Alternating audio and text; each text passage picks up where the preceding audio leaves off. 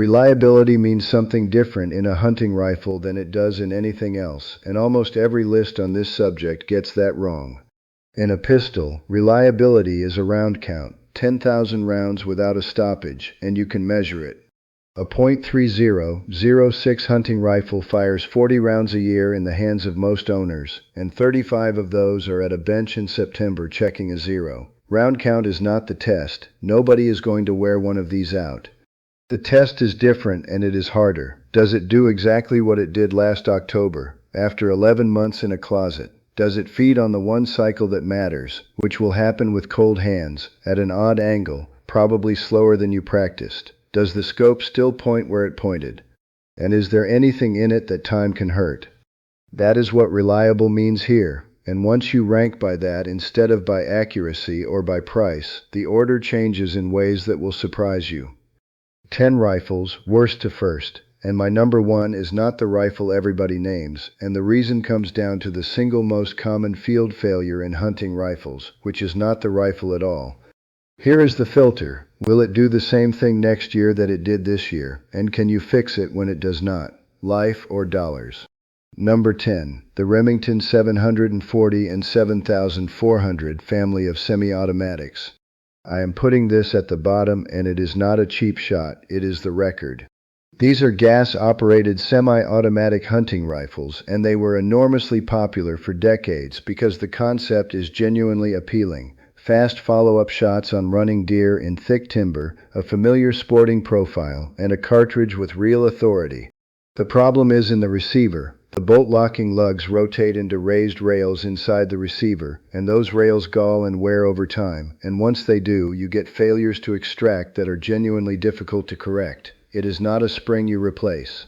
It is wear in the part the rifle is built around. I saw these come back, and they came back for the same thing repeatedly, and there is not a satisfying fix. Some of them run for decades, and their owners love them, and if yours does, keep it and be happy.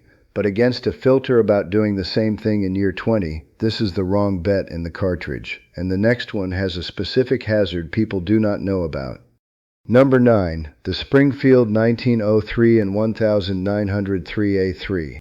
The original .3006 rifle. It was designed around the cartridge, and it fought 2 world wars, and there is real history in your hands with one. But there is a safety fact about early ones that every owner needs to know, and it is not obscure. It is documented Army history. Springfield receivers below roughly serial number 800,000 and Rock Island receivers below about 285,000 were single heat treated using a process that produced brittle receivers. There were catastrophic failures. The Army changed the process and later recommended those early receivers be withdrawn from service. If you own a 1903, check the serial number and the manufacturer before you fire it, and if it falls in that range, talk to a knowledgeable gunsmith rather than a comment section. Hang it on the wall with pride and shoot something else. Later production and the 1903A3 are sound rifles. As a modern hunting rifle, it is heavy, it cocks on closing, and scope mounting is awkward because of the bolt handle and the stripper clip bridge. It is a piece of history, not a working answer. Number 8. The M1 Garand. The most battle-proven .3006 firearm ever built, and it earned every word of that reputation. Gas-operated, 8 rounds in an en-bloc clip, and it worked in mud and cold and sand across 2 wars. Here is what modern owners do not know, and it is important.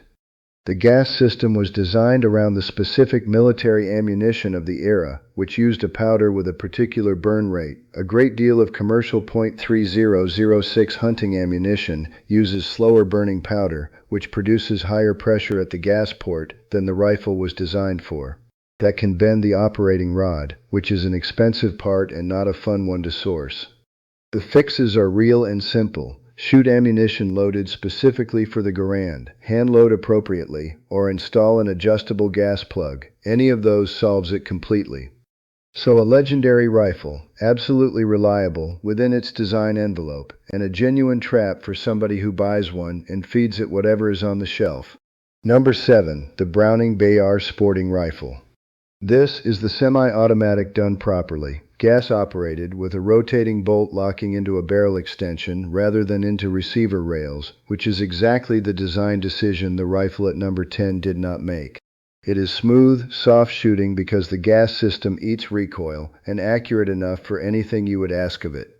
Where it costs you is complexity. A gas system is a gas system, and it needs to be reasonably clean, and it has more parts than a bolt gun. And these are more expensive to buy and to service, and there are fewer gunsmiths who want to work on them. If you specifically need fast repeat shots, this is the reliable way to get them. If you do not, everything above it is simpler, and simpler is the whole game here. Number 6. The budget push-feed bolt guns. The Savage Axis and its competitors. I want to be fair to these because the internet is not. $300 to $400, they shoot well, and mechanically the actions are sound. There is very little in a modern budget bolt gun that fails, and I am not going to pretend otherwise. Where they cost you against this filter is everything around the action. Thin stocks that flex and shift point of impact when the forend touches something. Cheap included optics that will not hold zero, and the scope is more often the failure than the rifle. And triggers that are adequate rather than good. The rifle is reliable, the package frequently is not, and people blame the rifle. If you own one, put the money into a decent scope, decent rings, and check the action screws with a torque wrench, and you will have solved most of it for under $300.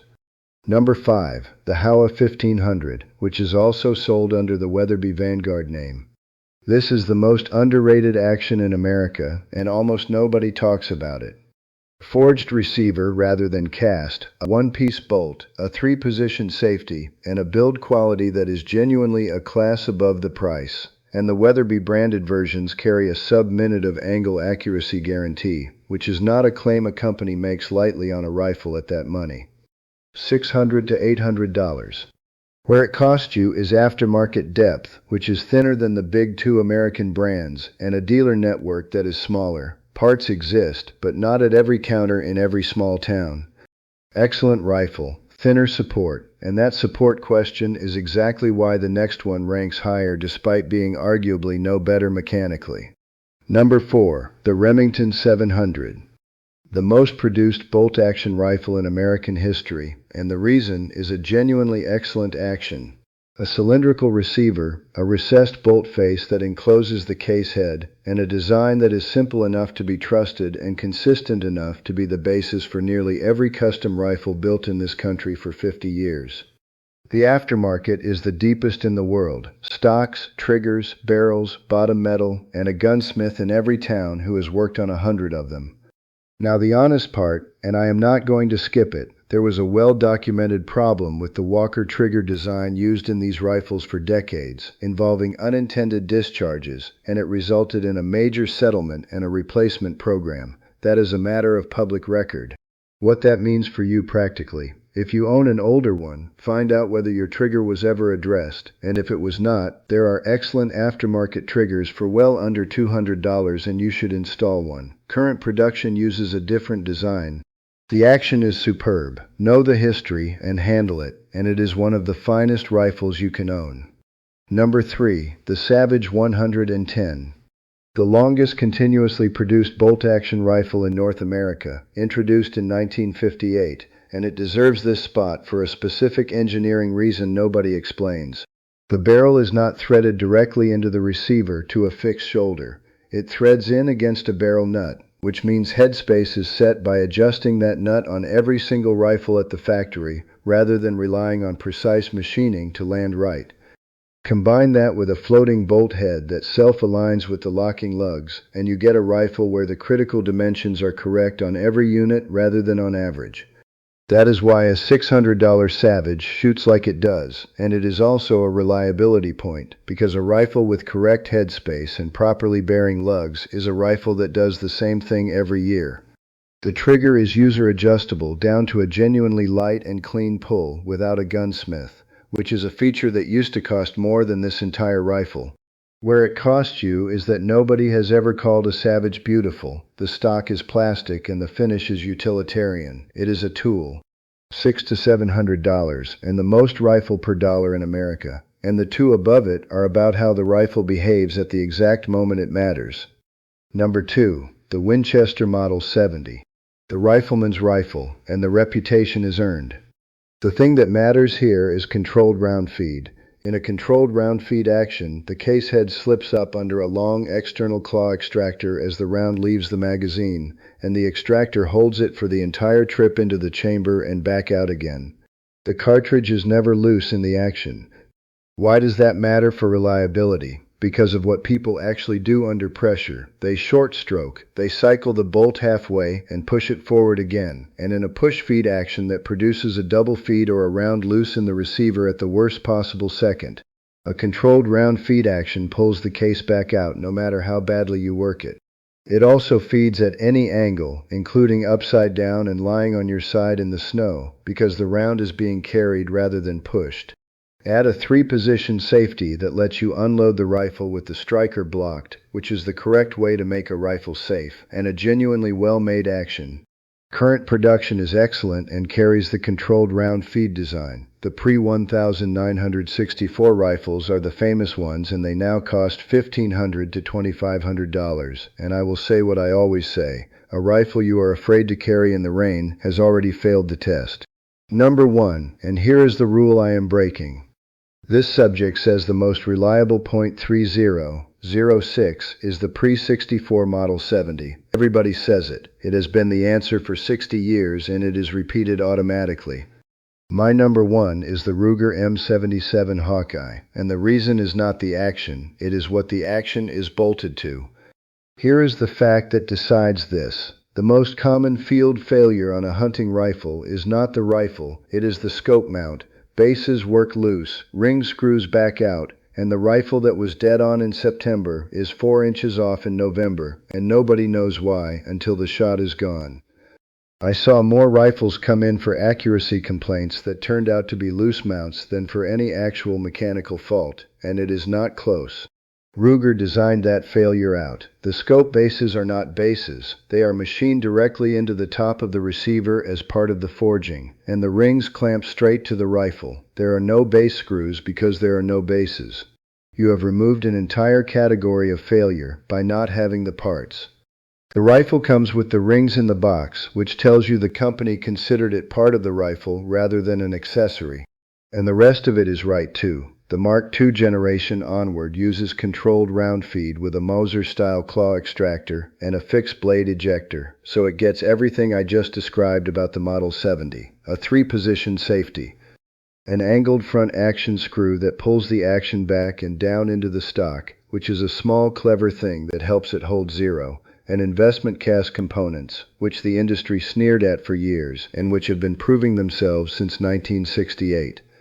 $900 to $1,200 new, $600 to $800 used, and they are common. I know some of you wanted the Model 70 here. I get it, I really do. It is the more storied rifle, and the action is at least as good, and I said so a minute ago. But strip the tradition off it, and the numbers only point one way. Both rifles have controlled round feed and a 3-position safety. One of them also eliminated the single most common reason a hunting rifle stops shooting where it points, and it costs less, and you can buy one new tomorrow with a warranty. Proven, common, affordable, runs when the fancy stuff quits. Spec, history, price, it wins all 3. One more honest thing before we close it out. Almost every reliability problem I ever saw with a hunting rifle was not in the rifle. It was in 4 places, and all 4 are on you. The scope and the mounts, which is the big one. Buy decent glass, buy decent rings, and check the screws with a torque wrench before the season rather than after the miss. The action screws, which loosen over years and change how the barrel sits in the stock, check them annually. The stock-to-barrel relationship. A fore-end that touches the barrel unevenly will move your point of impact when the wood swells or when you rest it on a pack. Slide a dollar bill down the channel and see what stops it. And the ammunition, because rifles are particular and yours has a preference. Fire the same load every year, and if you change lots, confirm the 0. Do those 4 things and any rifle on this list will be dead on next October. Training beats gear, every single time. The most important tool you own sits between your ears and your trigger finger, and the finest rifle ever built does not fix a hunter who has not fired it since last season. If I could only keep 3 off this whole list, it would be the Hawkeye, because it removed the failure everybody actually has, a Savage 110 because it is the most rifle per dollar in America, and a Model 70 because some rifles belong to more than one generation, not because they are the flashiest. Because they are proven, they are right for the job, and they are the kind of thing you hand your kids someday. Buy proven, not hyped, and tighten your mounts before the season, not after. All right, your turn. What is your .3006, and has it ever actually failed you, and what was it when it did? Drop it in the comments. Real experiences only.